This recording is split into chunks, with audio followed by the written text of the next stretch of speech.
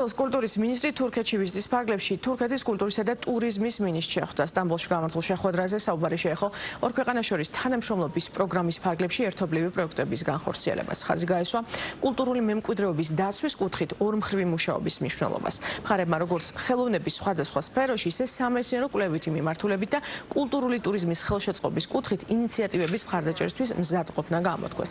შეხვედრაზე თინათინ რუხაძემ ყურადღება გაამახვილა საქართველოს კულტურის დღეების განსაკუთრებულ მნიშვნელობაზე, რომელიც დღეს ანკარაში გაიხსნება. სამომავლო პროექტების განხორციელების მიზნით კი დაეგეგმა მიმდინარე წლის ნოემბერ-დეკემბერში სამუშაო ჯგუფების შეხვედრების ჩატარება როგორც ონლაინ ფორმატში, ისე ადგილზე თბილისში.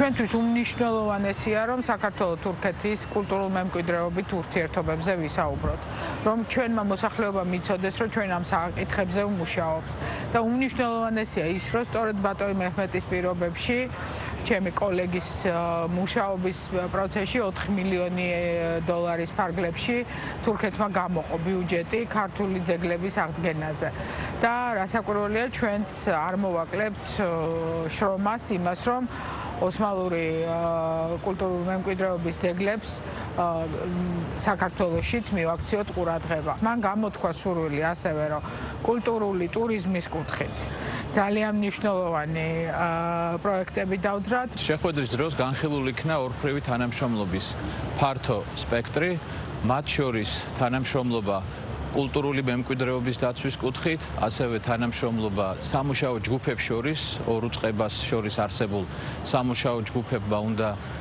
უახლოეს პერიოდში გამართონ საქმიანი შეხვედრები თბილისში და უახლოეს პერიოდში დიდი იმედი გვაქვს, რომ ამ სამუშაო ჯგუფების მუშაობის შედეგად დაიდება კონკრეტული შედეგები.